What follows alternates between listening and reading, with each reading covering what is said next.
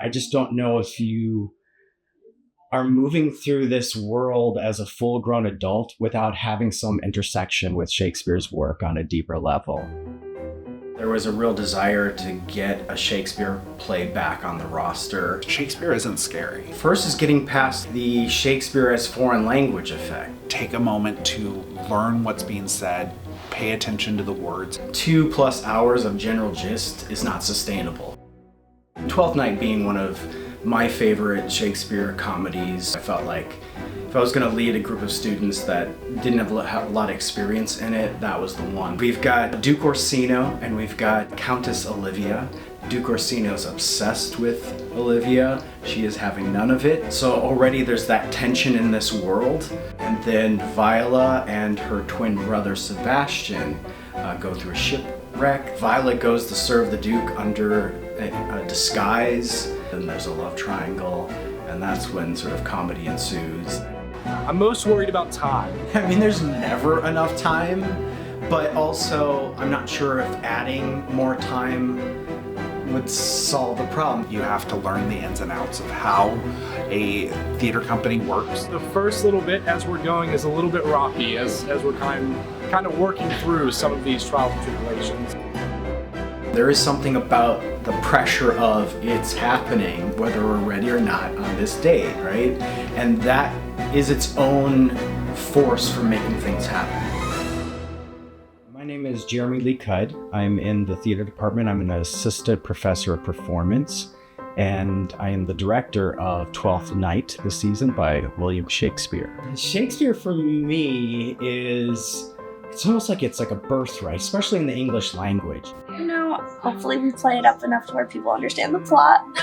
This set is different from most of the other sets that we have built in the past, as this one is very detailed. It is very paint-oriented. My name is Patrick Hamilton.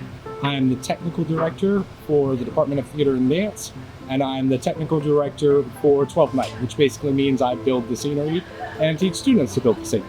The concept behind this, the designer and the director came up with an idea to use this as kind of a graphic novel. My initial vision came from conversations with the director, Jeremy, and he was looking at a time period that would allow for some of the patriarchy of the play that fits with the kind of the story. The design helps a lot in helping make it accessible. The costumes have all sorts of embedded clues about status and other things. My name is Kathleen O'Neill, and for the production of Twelfth Night, I am the cutter draper in the costume shop. Usually we'll decide by having a conversation with the designer. The designer usually makes the decisions on if they can't find something that they like shopping-wise, then they ask if we can make it, if it's feasible to make it in the time span we have for the show. So we'll build anything that the designer wants to make from scratch based on that. Hey, my name is Chloe Butts. I'm a junior theater major at Georgia College, and I am the hair and makeup designer for this show. I love everyone's personalities coming through their characters. Even though they are Duke Orsino or Viola, there's still a little bit of themselves you can see, and that's what I love about designing their hair and makeup is I had every single person and their best interest in mind. You're going to have those vibrant colors. You're going to have kind of that 3D coming off of 2D elements.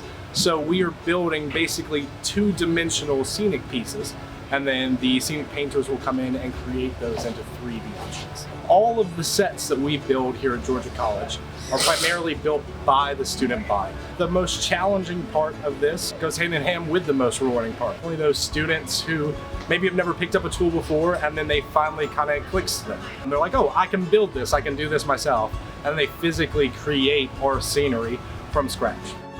Honestly, the hardest part is I'm so used to working in professional theater where this is literally the only thing people are doing. They don't have classwork, they don't have extracurricular activities, and the biggest part is just maintaining everyone's schedule for this show. My name is Ryan Jones, and I'm the stage manager for Twelfth Night. I'm the only person who's going to be on the show from the very beginning, pre-production wise, through rehearsals to the closing of the show. What that means is I kind of have my hands in a little bit of everything, not so much making decisions, but making sure that everything is recorded and notes are taken and people know what they're needing to do. Well, for me, I've been trying to balance a lot. Yeah, what have you been balancing? The first year classes, I've been trying to join a fraternity. I think the only way that you can manage the balance of doing your production and then also schoolwork is being committed to both. Don't try out for a production if you're not willing to give it your all. It's very stressful, but most of my classes are theater classes, so that makes it a lot easier. If you're not a theater major or minor, it's just a manner of communication and knowing when to stop yourself and be like, I need to take a break. But yeah, once you find the balance, it's like clockwork. At Georgia College, you stay booked and blessed, so I just got out of a show and I immediately went into designing this one. I want the actors and everybody working on it to slowly start to feel released from director watching them and more kind of the ownership of it's their responsibility every night, right? To start at the beginning and take the audience on this ride. I can't be there for them to do that, and me sort of hovering over that doesn't allow the space for people to figure out how to do that. I was nervous for a little bit. Usually right before shows, I just stop being nervous because I've done this so much that it's kind of like a routine for me. The first 10 seconds I'm out there, it's like all the nerves just float away. There is something about the pressure of it's happening, whether we're ready or not on this date, right? And that is its own force for making things happen. I feel great, you know, I'm with my friends, I'm with my buddies, I'm caffeinated, you know, it's gonna be a fun night. Girl, well, you never get over the anxiety of opening night. I guess the most complicated part of it is the fight scenes. The fight scenes are really intricate and we're using real metal weapons. So there's a real kind of element of danger. Everyone has to be really careful and in connection for those scenes because if you drop the ball, you get poked in the eye. Forgetting your lines, getting hit with a big metal sword. Oh yeah. The sword, okay. In Act 3, Scene 4, I have this sword, but every so often it flings right into the audience. But we figured it out, I'm excited for the growth of everybody in it, that I know what it's like at this age to do a Shakespeare play. Things can tank, people just sort of lose it, and then there's a kind of collective, like, oh no, if one person sort of fumbles, then that can kind of have an effect where it sort of ripples out. I suppose that's always a possibility, but I don't know. I mean, I guess I've been doing this long enough to know that those things happen. It's not the end of the world. I've had terrible nights in the theater, but they're also were so crucial to me, going home, figuring out what made that happen, what was in my control, what wasn't, renewing my courage to do this thing, to get back on my feet and do it another night after I just face planted, right? That's a fundamental life thing.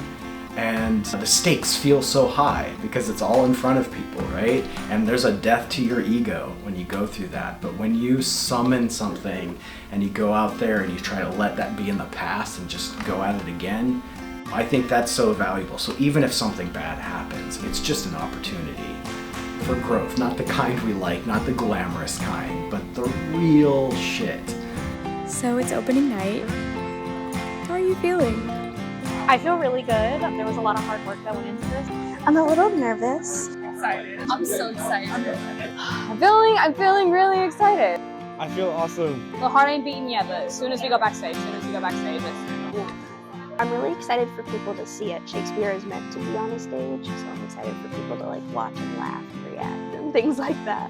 Honestly, I'm just excited to perform it with all of these lovely people. It has been such a fun experience so far, and watching everything come together has been really lovely, and to see the finished product, I'm really excited for that. Well, this is my first time ever doing a play, honestly, so I'm kind of just excited to really get out there. I think I'm really excited to get the audience in. I feel like that's gonna take it to the next level. The growth I feel like I made in that period of my life working on those plays is just something that I'm eager for our students to experience. And it's so kind of tailored to them, and they've got the elements in place to actually make those discoveries. And once the audience is there, that'll be the missing piece that is just going to tell them things that I could lecture 100 years and they're not going to get as much as just being in the fire, the crucible of doing that show every